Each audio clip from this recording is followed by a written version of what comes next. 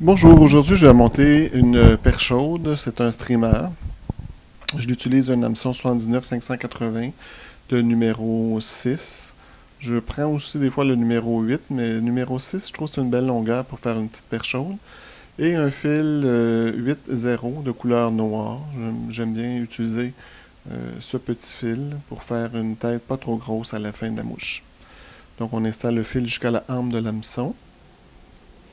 Et on arrête, on enlève l'excédent, on arrête à entre la pointe et le hardillon. Donc avec une plume rouge, schlappen. J'aime mieux le schlappen que la poule parce que les fibres sont beaucoup plus longues.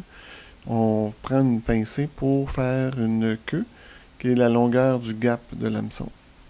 Entre le pouce et l'index, on passe le fil et on tire. On va attacher le fil à l'avant en prenant soin de garder les fibres pour commencer à construire un corps un peu plus gros que la hampe de l'hameçon. Donc, on met du fil pour essayer d'avoir un corps le plus uniforme possible. Et on va aller à l'avant pour installer le prochain matériel qui est du tinsel doré. Donc, on prend un bout et on va l'installer sous la hampe de l'hameçon. Et je l'installe à l'avant jusqu'à l'arrière parce que je veux que mon corps soit le plus uniforme possible. Je ne vais pas l'installer juste en arrière parce que ça ferait un bourrelet pour rien. Donc, on veut le plus possible avoir un corps uniforme. Donc, là, on va installer le millard.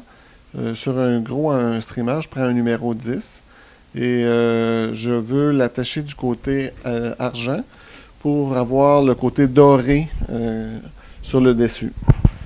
Donc, on va faire une pointe, un petit biseau pour attacher. Alors, on l'attache vers soi le côté argent. Et avant de l'enrouler, je mets toujours une goutte de colle pour la durabilité de la mouche, parce qu'on sait qu'après plusieurs truites ou achigans qu'on va prendre avec cette mouche-là, ça peut être assez fragile comme matériel quand même.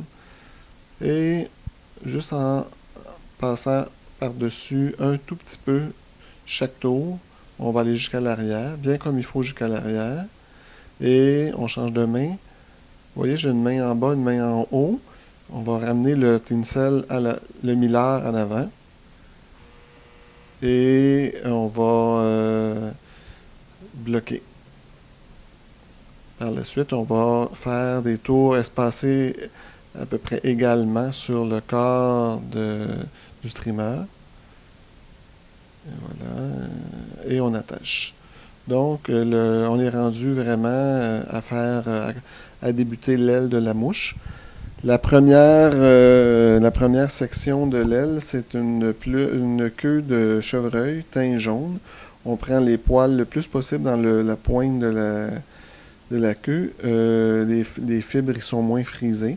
Donc j'avais déjà coupé une petite pincée. Il ne faut pas que la pincée soit trop grosse. Ça bouge mieux dans l'eau quand il y en a un peu moins.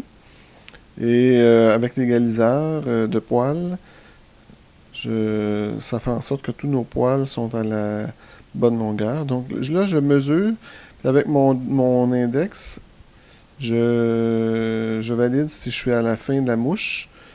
Et ensuite, j'attache sur le dessus. Je valide si c'est bien sur le dessus. Alors, on coupe en biseau. Première étape de fait. Ensuite, la deuxième étape, c'est sur une queue de chevreuil teint vert. Je prends encore une fois une petite pincée, même principe. On taille une petite pincée, égaliseur, pour avoir les fibres pas mal égales. Et encore une fois, pas une trop grosse pincée. On veut que ça bouge bien dans l'eau. Quand on en met trop, en général, la mouche est trop fournie, puis ça bouge pas bien dans l'eau. Il n'est pas nécessaire d'avoir une mouche qui est trop garnie. Et voilà, la même longueur. Et là, on attache.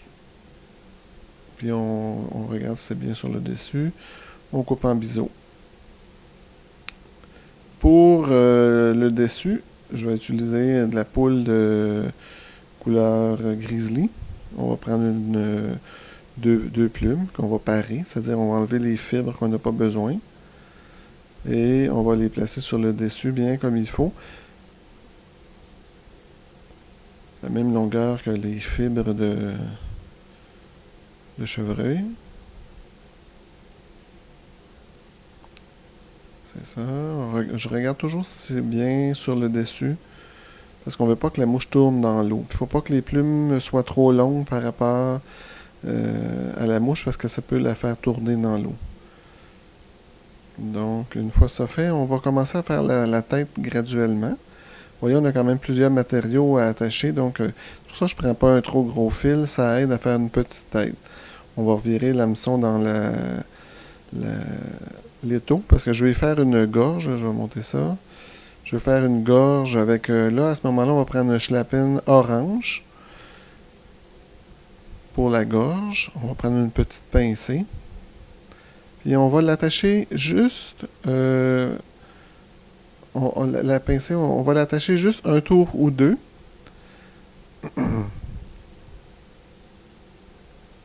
Voilà, un tour ou deux. C'est ça. Puis avec notre ongle, oui, c'est trop long, là, on peut l'ajuster, peut-être un petit peu long. Avec notre ongle, on la place pour qu'elle soit bien étalée de chaque côté. On veut pas que ça soit juste en dessous, on veut que la gorge soit bien, bien large, là, une belle... Donc, ça s'en vient. Il nous reste à cacher un peu le matériel tout en construisant la tête de la mouche. Donc, une mouche vraiment efficace pour l'achigan. La truite arc-en-ciel aussi, je sais pas si c'est à cause du orange de la gorge. C'est une mouche qui est très productive aussi à la truite arc-en-ciel. Donc, avec le finisseur de nœud, je vais faire un premier nœud, puis un deuxième nœud par la suite. Je fais toujours 2 nœuds. Et, oups, le fil a cassé. Le nœud est quand même là. Donc, on va finir avec une goutte de colle pour bien solidifier la mouche. Et vous avez une mouche prête pour la pêche. Alors, je vous souhaite bonne pêche.